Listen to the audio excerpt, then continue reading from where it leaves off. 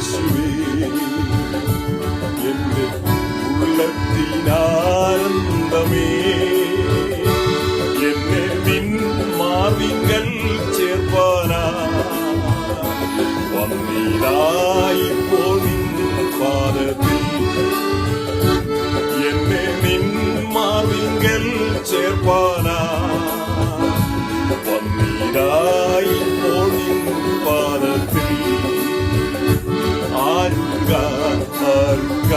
ഞാൻ പ്രാർത്ഥിക്കുമ്പോൾ കർത്താവേ നിന്റെ ദാസർക്കും നിന്റെ ഗീതത്തെ നീ കാണുക കർത്താവേ നിന്റെ ദാസർക്കും നിന്റെ ഗീതത്തെ നീ കാണുക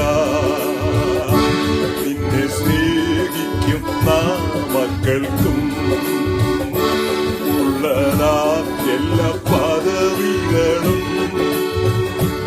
അടിയാനു തിരിച്ചറിവാ അവരെ ബുദ്ധിയെ തെളിയ അടിയാനു തിരിച്ചറിവാ അവരെ ബുദ്ധിയെ തെളിയ ആരുക ഞാൻ പ്രാർത്ഥിക്കുമ്പോൾ കർത്താവേ നിന്റെ ദാസർക്കും ഗീതത്തെ നീ കാണുക കർത്താവേ നിന്റെ ദാസർക്കും ഗീതത്തെ നീ കാണുക പാപികൾക്കു നിന്റെ സ്നേഹത്തെ എന്റെ ശീലത്താൽ ഞാൻ കാട്ടുവാ കാൽവറി മലമേൽ കാണിച്ച ശീലം പകർന്നിടുക കാൽവറി മലമേൽ കാണിച്ച ശീലം പകർന്നിടുക അരുക ഞാൻ പ്രാർത്ഥിക്കുമ്പോൾ കർത്താവേ ഗീതത്തെ നീ കാണുക കർത്താവേ നിന്റെ ദാസർക്കും ഗീതത്തെ നീ കാണുക പാപികൾക്കു നിന്റെ സ്നേഹത്തെ എന്റെ ശീലത്താൽ ഞാൻ കാട്ടുവാ പാപികൾക്കു നിന്റെ സ്നേഹത്തെ എന്റെ ശീലത്താൽ ഞാൻ കാട്ടുവാ കാൽവറി മലമേൽ കാണിച്ച അൻപിൻ ശീലം പകർന്നിടുക കാൽവറി മലമേൽ കാണിച്ച അൻപിൻ ശീലം പകർന്നിടുക ആരുക ഞാൻ പ്രാർത്ഥിക്കുമ്പോൾ കർത്താവേ നിന്റെ ദാസർക്കും ഗീതത്തെ നീ കാണുക കർത്താവേ നിന്റെ ദാസർക്കും ഗീതത്തെ നീ കാണുക എന്റെ ആയുസിന്റെ നാളല്ല നീ പോയ വഴിയെ പോകുവാ ആശയോടേശുവേ എന്നെ ഞാൻ ബലിയായി നൽകുന്നേ ആശയോടേശുവേ എന്നെ ഞാൻ ജീവബലിയായി നൽകുന്നേ ആശയോടേശുവേ എന്നെ ഞാൻ ജീവബലിയായി നൽകുന്നേ ആശയോടേശുവേ എന്നെ ഞാൻ ജീവബലിയായി നൽകുന്നേ ആശയോടേശുവേ എന്നെ നൽകുമേ. ആശയോടെ യേശുവേ എന്നെ ഞാൻ ജീവബലിയായി നൽകുമേ. അരുൾക അരുൾക ഞാൻ പ്രാർത്ഥിക്കുമ്പോ കർത്താവേ നിന്റെ ദാസർക്കു ഗീതത്തെ നീ കാണുക. കർത്താവേ നിന്റെ ദാസർക്കു ഗീതത്തെ നീ കാണുക. നമുക്ക് ഒന്നിച്ചു പാടാമോ? Hallelujah hallelujah. പാപികൾക്ക് നിന്റെ സ്നേഹത്തെ എന്റെ ശീലത്താൽ നാം കാട്ടുവാൻ, യേശുവിന്റെ സ്നേഹത്തെ നമ്മുടെ ജീവിതം കൊണ്ട് ലോകത്തിന് കാണിച്ചു കൊടുക്കുവാൻ നമുക്ക് പ്രാർത്ഥിക്കാം. ഹല്ലേലൂയ. പാപികൾക്കു നിന്റെ സ്നേഹത്തെ എന്റെ ശീലത്താൽ ഞാൻ കാട്ടുവാൻ കാൽവരി മലമേൽ കാണിച്ച ശീലം പകർന്നിടുക. കാൽവരി മലമേൽ കാണിച്ച ശീലം പകർന്നിടുക. അരുൾക അരുൾക ഞാൻ പ്രാർത്ഥിക്കുമ്പോ കർത്താവേ നിന്റെ ദാസർക്കു ഗീതത്തെ നീ കാണുക. കർത്താവേ നിന്റെ ദാസർക്കു ഗീതത്തെ നീ കാണുക. ഹല്ലേലൂയ. നമ്മുടെ കണ്ണുകൾ അടച്ചുകൊണ്ട് നമ്മുടെ കരങ്ങളെ ഉയർത്തിക്കൊണ്ട് കർത്താവിന്റെ സന്നിധിയിൽ, കർത്താവേ ഈ നിന്റെ ദാസർക്ക് അങ്ങയുടെ ഹിതവും അനുഗ്രഹങ്ങളും അയക്കണമേ എന്ന് നമുക്ക് ദൈവത്തോട് പ്രാർത്ഥിക്കാം.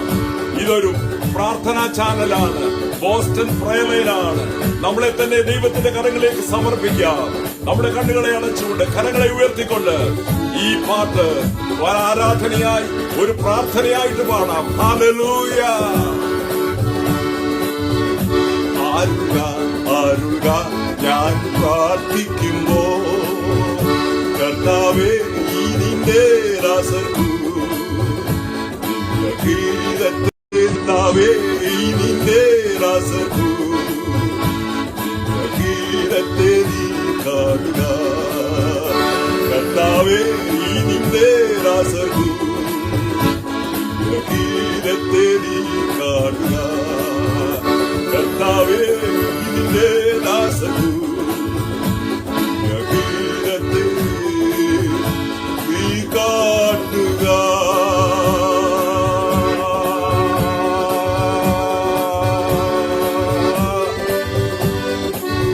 Hallelujah. Oh Lord, we praise you, Jesus. Hallelujah. Thank you, Lord. Thank you, Lord. We praise and praise you. Hallelujah.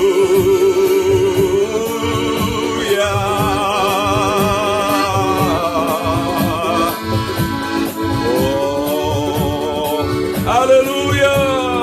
Jesus, we praise you, Jesus. Hallelujah. Hallelujah. Hallelujah. Praise God. Hallelujah. Glory to God. Thank you, Jesus. Hallelujah. Thank you, Jesus. കർത്താവിന്റെ മഹത്വം. Hallelujah. Praise God. സ്തോത്രം. സ്തോത്രം. സ്തോത്രം. സ്തോത്രം. ദൈവമക്കളെ, യേശുവേ, സ്തുതി. എല്ലാവരെയും കർത്താവായ യേശുവിന്റെ നാമത്തിൽ ഒരു പ്രാവശ്യം കൂടെ വന്ദനം ചെയ്യുന്നു. സ്തോത്രം. അനുഗ്രഹീതമായ ഈ പാട്ട് ദൈവം എന്റെ ഹൃദയത്തിൽ ഇന്നലെ അത് പാടുവാനായിട്ട് നിയോഗം തന്നു. അതുകൊണ്ടാണ്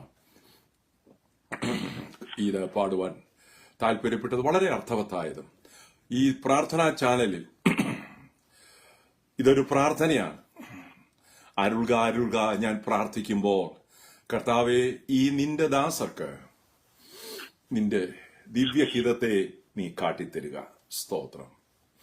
ഈ പ്രയർ ലൈനിൽ വചനത്തിൽ കൂടെയൊക്കെ നമ്മളത് കേൾക്കുന്നുണ്ട്, ഗാനശുശ്രൂഷയിൽ കൂടെ ഒക്കെ നമ്മളത് കേൾക്കുന്നുണ്ട്. എന്റെ ആയുസിന്റെ നാളെല്ലാം നീ പോയ വഴിയെ പോകുവാൻ ഒരു തീരുമാനമല്ലേ അത്? സ്തോത്രം.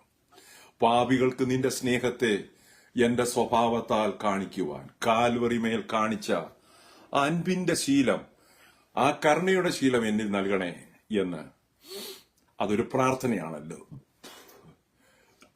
സ്തോത്രം. ഹല്ലേലൂയ. നമ്മൾ ഇന്ന് അല്പസമയത്തെ വചനധ്യാനത്തിനു വേണ്ടി നമ്മൾ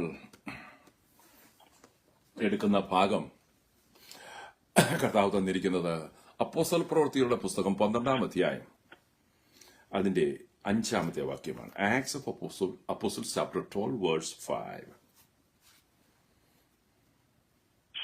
ഇങ്ങനെ പത്രോസിനെ തടവിൽ സൂക്ഷിച്ചു വരുമ്പോൾ സഭ ശ്രദ്ധയോടെ അവനു വേണ്ടി ദൈവത്തോട് പ്രാർത്ഥന കഴിച്ചു പോന്നു. ആമേൻ. സ്തോത്രം. ഹല്ലേലൂയ. നമുക്കതിന്റെ പശ്ചാത്തലം അറിയാം. ഇവിടെയും നമുക്ക് കാണാൻ കഴിയുന്നത് സഭ ശ്രദ്ധയോടുകൂടെ അവനു വേണ്ടി ദൈവത്തോട് പ്രാർത്ഥന കഴിച്ചു പോകുന്നു. ഒരു ദൈവഭക്തനെ ഒടുക്കിക്കളയുവാൻ, ഇല്ലായ്മ ചെയ്യുവാൻ ഈ ലോകത്തിന്റെ ശക്തികൾ ശ്രമിക്കുന്നത് ഈ 1-ാം നൂറ്റാണ്ട് മുതൽ തന്നെ നമ്മൾ കാണുന്നുണ്ട്. നമ്മൾ അതിന്റെ തൊട്ട് പുറകിലായ ചില 1-2 വാക്യങ്ങൾ കാണുന്നത് 12-ന്റെ 1-2 വാക്യത്തിൽ കാണുന്നത് ആ കാലത്ത് ഹെരോദാവ് രാജാവ് 1-2 കൂടെ ആ കാലത്ത് ഹെരോദ രാജാവ് സഭയിൽ ചിലരെ പീഡിപ്പിക്കേണ്ടതിന് കൈനീട്ടി. യോഹന്നാന്റെ സഹോദരനായ യാക്കോബിനെ അവൻ വാൾ കൊണ്ട് കൊന്നു. അത് യഹൂദന്മാർക്ക് പ്രസാദമായി എന്ന് കണ്ട് അവൻ പത്രോസിനെയും പിടിച്ചു. മതി അപ്പോൾ പുളിപ്പില്ലാത്ത അപ്പത്തിന്റെ പെരുന്നാളായി. മതി ആയിക്കോട്ടെ, അത്രയും മതിയാ. Thank you. ദൈവത്തിന്റെ വചനം വായിക്കുന്നതിനും വായിച്ച് കേൾപ്പിക്കുന്നതിനും പ്രമാണിക്കുന്നതിനും ഭാഗ്യവാനാണ്. ദൈവദാസി വളരെ മനോഹരമായിട്ട് ദൈവത്തിന്റെ വചനം വായിക്കുന്നത് കൊണ്ട് അത് അനേകർക്ക് കേൾക്കാൻ കഴിയുന്നുണ്ട്. അതൊരു തണുപ്പും ആശ്വാസവും അത് വരും തലമുറയിലും ഈ തലമുറയിലും ദൈവദാസിക്ക് ഒരു അനുഗ്രഹമായിരിക്കും, ഒരു നിക്ഷേപമായിരിക്കും. അതിനുമുള്ള പ്രത്യേക പ്രതിഫലം സ്വർഗത്തിൽ ചെല്ലുമ്പോൾ ദൈവദാസിക്ക് കർത്താവ് നൽകിത്തരും. ഹല്ലേലൂയ. ദൈവമായ കർത്താവ് അങ്ങനെ തന്നെ സംഭവിക്കുമാറാകട്ടെ. അതുപോലെ ഞാൻ ഇവിടെ പറയുന്ന വാക്യങ്ങളും വചനങ്ങളും ഒരു നിമിഷം പോലും വിടാതെ ഉടനെ തന്നെ അത് ഇംഗ്ലീഷിലും അത് മലയാളത്തിലും സോഷ്യൽ മീഡിയയിൽ എന്റെ ഫേസ്ബുക്കിന്റെ ചാനലിൽ വന്നിട്ട് അത് പോസ്റ്റ് ചെയ്യുന്ന പ്രിയ ദൈവദാസി മറിയാമ്മ തോമസ് അവറുകളെ ഞാൻ പലപ്പോഴും ഓർക്കാറുണ്ട്. ഞാൻ ഇന്നുവരെ ഒരു വാക്ക് ഞാൻ അതിനുവേണ്ടി പറഞ്ഞില്ല. എന്നാൽ ആ ദൈവദാസി ഒരിക്കലും മറ്റുള്ളവരുടെ അഭിനന്ദനത്തിനോ അപ്രീസിയേഷനോ കൺഗ്രാജുലേഷനോ നല്ല വാക്കിനോ ഒന്നും വെയിറ്റ് ചെയ്തിരിക്കുന്നില്ല. അതിനുവേണ്ടി അല്ല ആ ദൈവദാസി അത് ചെയ്യുന്നത്. ദൈവത്തിനെന്നവണ്ണം ചെയ്യുന്ന ഒരു സേവനമാണ്. എന്നാലും എന്റെ ഭാഗത്തൊരു കർത്തവ്യമുണ്ടല്ലോ എന്ന് പലപ്പോഴും ഞാനിത് കാണുന്നോണെ ഓർക്കാറുണ്ട്. അതുകൊണ്ട് ഇന്ന് അതും ദൈവാത്മാവിനാൽ ദൈവത്തിന്റെ ആത്മാവിന്റെ ഉള്ളിൽ നിയോഗം തരുന്നുകൊണ്ട് പറയുന്നു. പ്രിയ ദൈവദാസിയെയും പ്രിയ ദൈവദാസിയുടെ കുടുംബത്തെയും പ്രിയ തമ്പിച്ചൻ ബ്രദറിനെയും കുടുംബത്തെയും കുഞ്ഞുങ്ങളെയും അവിടെ ആവശ്യങ്ങളെല്ലാം അനുഗ്രഹത്തോടെ ചെയ്തു കൊടുക്കട്ടെ. കാരണം ദൈവത്തിന്റെ വചനം കൃത്യമായി ലോകത്തിലേക്ക് വിളമ്പി കൊടുക്കുകയാണ്. ഇംഗ്ലീഷിലും മലയാളത്തിലും ടൈപ്പ് ചെയ്ത് കിടക്കുകയാണ്. അപ്പൊ അതുകൊണ്ട് അത് പ്രിയ ദൈവദാസിക്കും അവരുടെ കുടുംബത്തിനും കുഞ്ഞുങ്ങൾക്കും തലമുറയുള്ള കാലത്തോളം കർത്താവിന്റെ വരവ് വരെയും എല്ലാ അനുഗ്രഹങ്ങളും എല്ലാ നന്മകളും ആ പ്രിയ ദൈവദാസിയുടെ കുടുംബത്തിന്മേൽ ഉണ്ടാകട്ടെ എന്ന് ആശംസിക്കുകയും പ്രാർത്ഥിക്കുകയും ചെയ്യുന്നു. പ്രിയപ്പെട്ടവര് ഈ നാളുകളിൽ പ്രാർത്ഥിച്ചുകൊണ്ടിരിക്കുന്ന ആഗ്രഹിച്ചുകൊണ്ടിരിക്കുന്ന എല്ലാ വിഷയങ്ങളുടെ പേരും ദൈവം ഉത്തരം കൊടുത്ത് പ്രിയപ്പെട്ടവരെ കുടുംബമായി അനുഗ്രഹിക്കട്ടെ എന്ന് പ്രാർത്ഥിക്കുകയും ആഗ്രഹിക്കുകയും ചെയ്യുന്നു. സ്തോത്രം. ഇത് നാം പറഞ്ഞല്ലോ, പ്രാർത്ഥനയുടെ ചാനലാണ്, പ്രാർത്ഥിക്കാനുള്ള സമയമാണ്. എന്നാൽ വചനം കൂടെ കേൾക്കുമ്പോൾ നമ്മുടെ പ്രാർത്ഥനയ്ക്ക് ഒന്നുകൂടെ ശക്തി കൂടും. നമ്മുടെ പ്രാർത്ഥനയുടെ ദിശ മാറും. നമ്മുടെ പ്രാർത്ഥനയുടെ ടോണും ഹൃദയത്തിലെ വാഞ്ച മാറും. നമുക്ക് വ്യത്യാസങ്ങൾ ഉണ്ടാകും. നമ്മൾ ആത്മാവിനാൽ പ്രാർത്ഥിക്കുന്നുവെങ്കിൽ നമ്മുടെ വാക്കുകൾക്ക് വ്യത്യാസം വരും, നമ്മുടെ മനോഭാവങ്ങൾക്ക് വ്യത്യാസം വരും, നമ്മുടെ ജീവിത സ്റ്റൈലിന് വ്യത്യാസം വരും. അതിൻ്റെ അകത്ത് അത്ഭുതങ്ങളും അടയാളങ്ങളും നടക്കും. അതാണ് നമ്മൾക്കിവിടെ കാണാനായിട്ട് കഴിയുന്നത്. അപ്പോസ്തല പ്രവൃത്തി 12 അധ്യായത്തിൽ നമ്മൾ കാണുന്നത്. അപ്പോൾ ദൈവസഭയ്ക്കെതിരെയുള്ള ഉപദ്രവം, യേശു കർത്താവിനെ ഉപദ്രവിച്ച ക്രൂശിച്ച ഈ ലോകത്തിൽ തന്റെ അനുഗാമികളെയും ശിഷ്യന്മാരെയും ഉപദ്രവിക്കും. കർത്താവ് യേശു പറഞ്ഞു, നിങ്ങൾക്ക് ഭൂമിയിൽ കഷ്ടമുണ്ട്, എങ്കിലും ധൈര്യപ്പെടുവീൻ, ഞാൻ ലോകത്തെ ജയിച്ചിരിക്കുന്നു എന്ന് പറഞ്ഞു. സ്തോത്രം. നമ്മൾ കഴിഞ്ഞ ദിവസം കണ്ടതാണ് പ്രിയ ഡേവിന്റെ മരണം അറ്റ്ലാന്റയിൽ നടന്നു. അവരുടെ പേരൻസ് പ്രിയ സിസ്റ്റർ ഫേബയും ഫിജിയും അവർ പറഞ്ഞ സാക്ഷ്യം വളരെ വളരെ ലോകത്തെ മുഴുവനും ദൈവസഭയെ മുഴുവനും വളരെ വളരെ ഇരുത്തി ചിന്തിപ്പിക്കുന്നതും വളരെ പ്രത്യാശാജനകവും വളരെ ധൈര്യമുള്ളതും അപ്പൊ തന്നെ അനേകരെ ജീവിപ്പിക്കുന്നതും ആയിട്ടുള്ള സാക്ഷ്യങ്ങളായിരുന്നു. ഞാനത് പല പ്രാവശ്യം, 1-2 പ്രാവശ്യത്തിലധികം കേട്ടു. അനേകരും അങ്ങനെ കേൾക്കുന്നുണ്ട്. അത് ആയിരക്കണക്കിന് ആൾക്കാരാണ് അതിപ്പോൾ വീണ്ടും വീണ്ടും കേട്ടുകൊണ്ടിരിക്കുന്നത്. Azadi TV, Azadi channel, YouTube channel, Bombay എന്ന് ചെയ്യുന്ന ദൈവദാസൻ, അദ്ദേഹം ആ രാത്രി ഇരുന്ന് കണ്ടതിന് ശേഷം വീണ്ടും ലേറ്റ് നൈറ്റിൽ നിന്നുകൊണ്ട് ഒരു ഇതിനെ കവറപ്പ് ചെയ്യുന്ന ഒരു പ്രോഗ്രാം താൻ ചെയ്തു. അതും വളരെ മനോഹരമായിരുന്നു. 30,000-ലധികം ആൾക്കാര് അത് ലോകത്തിന്റെ വിവിധ ഭാഗങ്ങൾ കണ്ടു കഴിഞ്ഞു. ആസാദി ചാനല് ചെയ്തത് മാത്രം. അല്ലാത്തത് ഒക്കെ ഞാൻ വെറുതെ ഒന്ന് നോക്കിയിട്ട് തന്നെ ഓൾമോസ്റ്റ് 200,000 കഴിയുകയാണ് വിവിധ ചാനലുകളിലായിട്ട്. കാരണം ഇത് കണ്ടവര് വീണ്ടും കാണുകയും മറ്റുള്ളവർക്ക് അറിയിക്കുകയും ചെയ്യുന്നു. മരണത്തെ ദുഷ്ടപിശാചിന് ആ കുടുംബത്തെയോ ആ ഡേവിനെയോ തോൽപ്പിക്കാൻ കഴിഞ്ഞില്ല. തന്റെ മക്കളെ കൊണ്ട് തന്റെ ആവനാഴിക നിറച്ചിരിക്കുന്ന പുരുഷൻ ഭാഗ്യവാൻ, അവൻ പട്ടണവാതിക്കൽ വെച്ച് ശത്രുക്കളുടെ എതിർപ്പും ലജ്ജിച്ചു പോകത്തില്ല എന്നുള്ള വാക്യം, അവസാനത്തെ ആ 127 സങ്കീർത്തനത്തെ അവസാനത്തെ വാക്യം ആ ദേവദാസി പറഞ്ഞത് വളരെ ചലഞ്ചിങ് ആയിരുന്നു. എനിക്ക് എന്റെ പൂണിയിൽ 2 അമ്പ് മാത്രമേ കർത്താവ് തന്നിട്ടുള്ളൂ. അതിലൊന്നിനെ ദൈവത്തിന്റെ സമയത്ത് ദൈവം വിളിച്ചു. അതുകൊണ്ട് ദൈവസഭയ്ക്കും ദൈവരാജ്യത്തിനും അതുപോലെ ദൈവമക്കൾക്കും കുടുംബങ്ങൾക്കും എതിരെ നിൽക്കുന്ന ദുഷ്ടശത്രുവിനെ എതിരെ എന്റെ മോൻ നിന്നു, ഒരമ്പായിട്ട് നിന്നു. പിശാചി ജയിക്കുമെന്ന് വിചാരിച്ചു, പിശാചി ജയിച്ചില്ല, എന്റെ യേശു ജയിച്ചു. എന്റെ മോൻ ഇന്ന് പിതാവായ ദൈവത്തിന്റെ സന്നിധിയിൽ, യേശു കർത്താവിന്റെ സന്നിധിയിൽ വിശ്രമിക്കുന്നു. പിശാചിനെ നീ തോറ്റു, എന്റെ മോന് പിശാചിനെ തോൽപ്പിച്ച് ജയം വരിച്ച് നിത്യതയിൽ വിശ്രമിക്കുന്നു എന്ന അഭിമാനത്തോടുകൂടെ എന്ന പ്രൊഫൗണ്ട് സ്റ്റേറ്റ്മെന്റ് ആയിരുന്നു ആ ദൈവദാസി അവിടെ പറഞ്ഞത്. പ്രിയ ദൈവദാസനും അതുപോലെ പറഞ്ഞു. ഇത് വളരെ അർത്ഥവത്തായിട്ടുള്ളതായിരുന്നു. അനേകരത് കേട്ടു. സാധാരണ ഫ്യൂണറൽ സർവീസ് ഒന്നിനും കൈയടിക്കുന്നത് ഞാൻ കണ്ടിട്ടില്ല. പക്ഷെങ്കിൽ ആ ദൈവദാസന്റെയും ടെസ്റ്റിമണി പറഞ്ഞ് നിർത്തുമ്പോൾ ഭയങ്കര കരഘോഷമായിരുന്നു. അത്ര തന്നെ ജനങ്ങളെ തൊട്ടുണർത്തിയ സാക്ഷ്യവും ജീവിതവുമായിരുന്നു ആ പ്രിയ ആ മകന്റെയും ആ മോടെയും ജസ്നിയുടെയും അതുപോലെ പ്രിയപ്പെട്ട വിജയുടെയും ഫേബ സിസ്റ്ററിന്റേതും. തുടർന്നും ആ കുടുംബത്തെ ഓർത്ത് പ്രാർത്ഥിക്കാം. ഞാൻ സന്ദർഭശ പറഞ്ഞതാണെന്ന് പറഞ്ഞാലും ഞാൻ പറയട്ടെ, പ്രാർത്ഥിക്കുന്ന ഒരു കുടുംബം താന് പ്രാർത്ഥന കൂടാതെ ദൈവവചന ധ്യാനം കൂടാതെ ഒരു പ്രഭാതം തുടങ്ങത്തില്ലായിരുന്നു, ഒരു ദിവസം അവസാനിക്കത്തില്ലായിരുന്നു, അല്ലാതെ ഫോണ് പോലും എടുക്കത്തില്ലായിരുന്നു എന്നുള്ള ആ ഭാര്യയുടെ അല്പമണിക്കൂറുകൾ മാത്രം ഭാര്യയായിരുന്ന ആ ദൈവദാസിക്ക് ആ കുഞ്ഞിന് പറയാൻ കഴിഞ്ഞല്ലോ.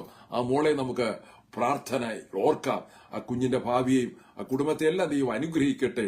ജീവിക്കുന്നെങ്കിൽ കർത്താവിനായി ജീവിക്കുക. എത്ര മനോഹരം, എത്ര നമ്മളൊക്കെ ഇത് കേൾക്കുന്നത്, നമ്മുടെ കുഞ്ഞുങ്ങളൊക്കെ ഇത് കേൾക്കുന്നത് വളരെ നല്ലതാണ്. സ്തോത്രം. അപ്പോൾ അവർക്ക് അനുഭവപ്പെട്ട കഷ്ടപ്പാടുകൾ ഈ നിലയിലായിരുന്നു ലോകപരമായിട്ട്. പക്ഷേ ആ പൈതലിന്റെ ഓട്ടമോടി തീർന്നു. നല്ല ഒരു പെർഫെക്റ്റ് ഫിനിഷിങ് ഉണ്ടായി.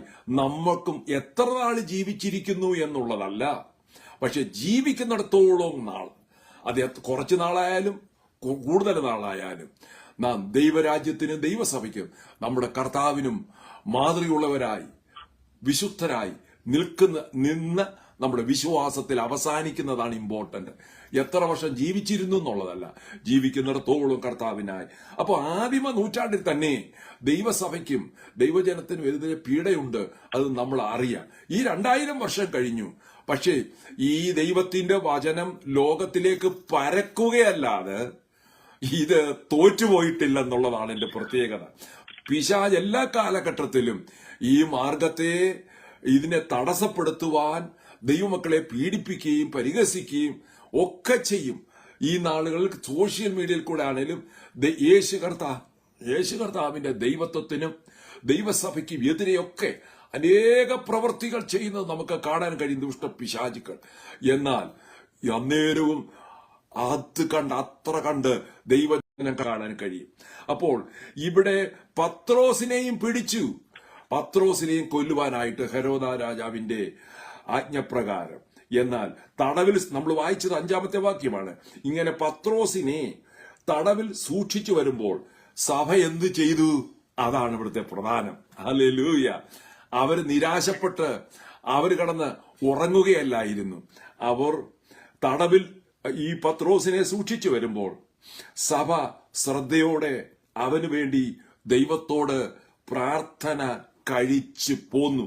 കണ്ടിന്യൂ ചെയ്തു എന്നാണ് എന്റെ അർത്ഥം. പോന്നു, കണ്ടിന്യൂ ചെയ്തുകൊണ്ടിരുന്നു, ദൈവത്തോട് പ്രാർത്ഥിച്ചു കൊണ്ടിരുന്നു. ആദിമസഭ വളരെ ഐക്യതയുള്ള സഭയാണ്. എല്ലാവരും ഐക്യതയോടെ, സ്നേഹത്തോടെ, കരുതലോടെ. ഒരാളുടെ വേദന വേറൊരാളുടെ വേദനയാണ്. അവരെല്ലാവരും യേശു കർത്താവിന്റെ സഭയെന്ന് പറയുന്നത് ഒരു ഫാമിലിയാണല്ലോ.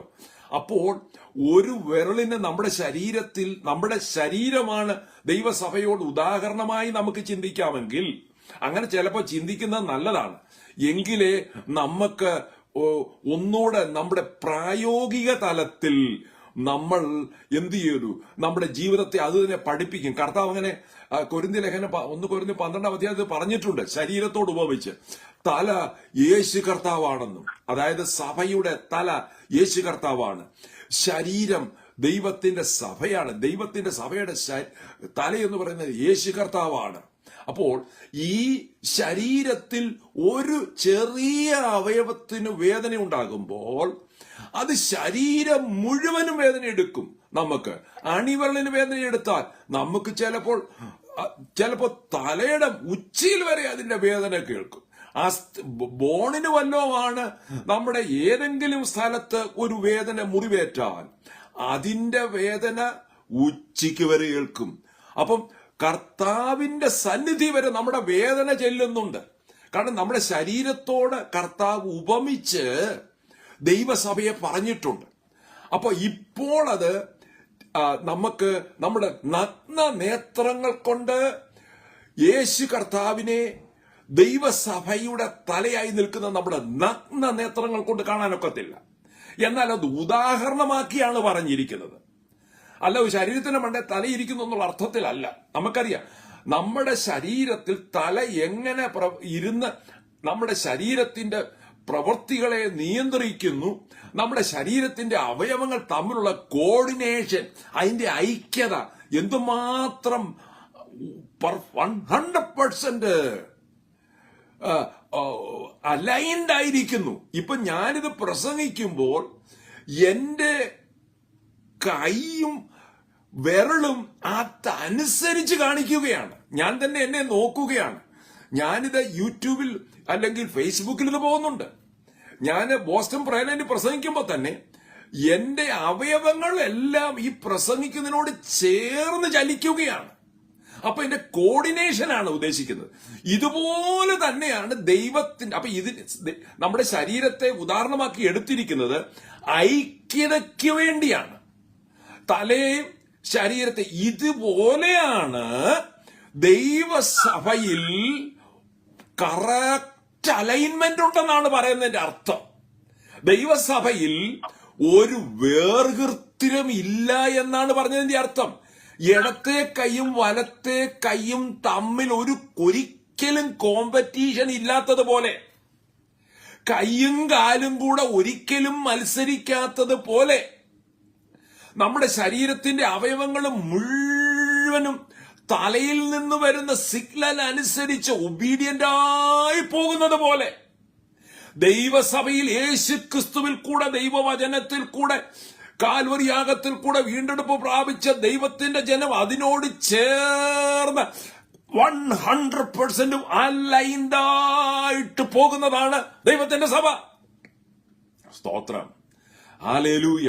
ഒരു പോർല് ശരീരത്തിൽ വന്നാൽ കൈകാലുകള്, കണ്ണ് എല്ലാം കൂടെ കോർഡിനേറ്റ് ചെയ്ത് അതിനെ ടേക്ക് കെയർ ചെയ്യും. അപ്പോ ഒരു സ്ഥലത്തുണ്ടാകുന്ന വേദന ശരീരത്തിന്റെ മൊത്തം വേദനയാണ്. ഇവിടെ നാം കാണുന്നത് ഇങ്ങനെ പത്രോസിനെ തടവിൽ സൂക്ഷിച്ചു വരുമ്പോൾ സഭ ശ്രദ്ധയോടെ ദൈവത്തോട് പ്രാർത്ഥന കഴിച്ചു പോന്നു. സഭ എന്ന് പറയുമ്പോൾ രക്ഷിക്കപ്പെട്ടവരുടെ കൂട്ടമാണ് സഭയെന്ന് അപ്പോസ്തല പ്രവൃത്തി 2:40 46-47 അത് ഉണ്ട്. രക്ഷിക്കപ്പെട്ടവരുടെ കൂട്ടമാണ് സഭ. അപ്പോൾ രക്ഷിക്കപ്പെട്ടവരെ സഭയോട് ചേർത്തുകൊണ്ടിരുന്നു എന്ന് കാണുന്നുണ്ട്. അപ്പോൾ ഈ സഭ അവനു വേണ്ടി ദൈവത്തോട് പ്രാർത്ഥന കഴിച്ചു പോന്നു.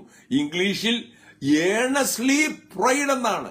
എന്ന് പറഞ്ഞാൽ വളരെ ഫോക്കസ്ഡ് ആണ്, വളരെ ആവശ്യബോധത്തോടു കൂടെയാണ്. അവരുടെ വേറൊരാളുടെ വേദന ഏറ്റെടുത്ത് പ്രാർത്ഥിക്കുകയാണ്, വേറൊരാളുടെ ആവശ്യം ഏറ്റെടുത്ത് പ്രാർത്ഥിക്കുകയാണ്. അതാണ് നമുക്കവിടെ കാണാൻ കഴിയും. എന്നാൽ ആ പ്രാർത്ഥനയിൽ ദൈവത്തിന്റെ ഇടപെടൽ ഉണ്ടായെന്നുള്ളതാണ് കാര്യം. അതാണ് തിരുവചനത്തിൽ നമുക്ക് കാണാൻ കഴിയുന്നത്. സ്തോത്രം. എന്നിട്ട് 16 പടയാളികളെ ആണ് ഏൽപ്പിച്ചിരിക്കുന്നത്. 4 വെച്ചുള്ള നന്നാൽ. അപ്പൊ 16 പടയാളികളെയാണ് പത്രോസിനെ കാക്കാൻ വേണ്ടി വെച്ചിരിക്കുന്നത്. അതിന്റെ തലേ ദിവസം രാത്രി പത്രോസ് 2 ചങ്ങലയാൽ ബന്ധിക്കപ്പെട്ടവനായി 2 പടയാളികളുടെ നടുവിൽ ഉറങ്ങുകയായിരുന്നു. നമ്മുടെ ബുദ്ധിക്ക് അതൊരിക്കലും പിടികിട്ടത്തില്ല. എങ്ങനെ പത്രോസിന് ഉറങ്ങാൻ കഴിയും? തന്റെ ആ പരിപൂർണ വിശ്വാസം, പരിപൂർണ ഉറപ്പ്, ക്രിസ്തുവിലുള്ള വിശ്വാസം, ക്രിസ്തുവിലുള്ള ആശ്രയം, എന്റെ ദൈവം അനുവദിക്കാതെ എന്റെ തലയിലെ ഒരു മുടി പോലും പൊഴിഞ്ഞു പോകത്തില്ല എന്നുള്ള ആ വിശ്വാസം ഉള്ളതുകൊണ്ട് താൻ എപ്പോഴും കർത്താവിന്റെ കരങ്ങളിൽ സുരക്ഷിതമാണ് എന്നുള്ള ആ വിശ്വാസമാണ് 2 പടയാളികളുടെ ഇടയിൽ